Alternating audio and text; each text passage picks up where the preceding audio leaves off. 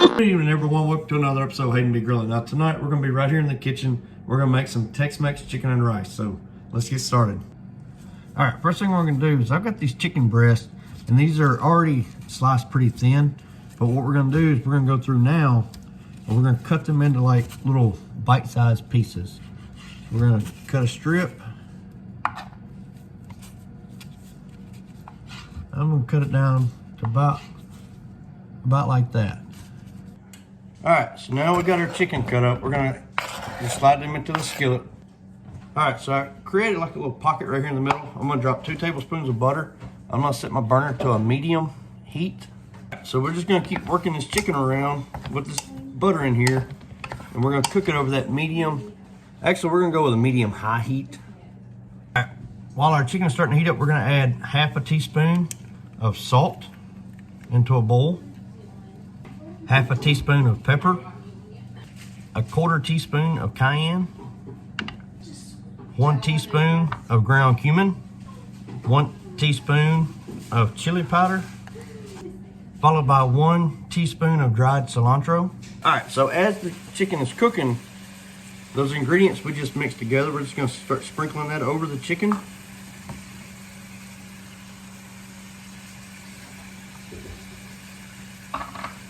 And we're just gonna keep working this around. Getting it nice and incorporated with the ingredients. And now cooking the chicken through. All right, so our chicken is nice and cooked through, so I moved all the chicken to the edges. Now I'm gonna add 1 tablespoon of olive oil, followed by 1 cup of uncooked long grain white rice. And I'm just gonna start stirring this in and mixing it around just for a few minutes. All right, now that we got that stirred in together, we're gonna add 1 can of rotel, followed by 1½ cups of chicken broth. Next, we're gonna add 1 tablespoon of minced garlic. Now we're gonna stir this all in together. So we got our rice, and stir that garlic up, but we're gonna stir this all in. And we can kind of scrape the bottom there, kind of break up some of those bits that are stuck to the bottom. And then we're gonna reduce our heat to a medium-low heat, and we're gonna cover it. So we're gonna put the lid on it, like I said, and we're gonna let it cook on that medium-low heat for 15 to 20 minutes or until the rice is soft. All right, folks, so we just cooked it for about 20 minutes, and I checked it, and the rice is good and cooked. So now I've got some queso, and I'm just gonna start dumping it over the rice. This is a very stringy queso. This is try to get to where you can see the brand that I went with. It's Gordo's cheese dip. Picked it up at Walmart. Now that we've got our cheese dip in here, our queso rather, we're just gonna kind of stir this around. Now I would recommend stirring this pretty frequently as it's cooking. I did not, and I got a lot of rice stuck and cooked to the bottom. That was my fault, but folks, this is looking so good.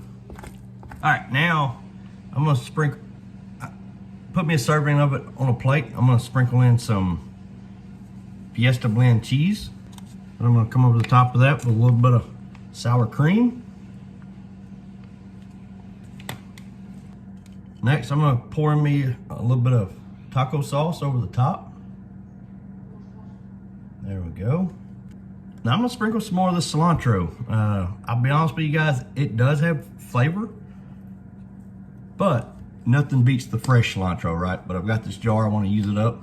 So we topped it with some cilantro. Folks, this is a recipe, a dish that can be eaten one of 3 ways. Just take a fork and eat it, or you can take some tortillas and scoop into it, or tortilla chips rather, or you can take a tortilla. I'm just gonna grab me some up here on a tortilla. Like I said, I decided to scoop mine up on a tortilla, so here we go with that all-important taste test.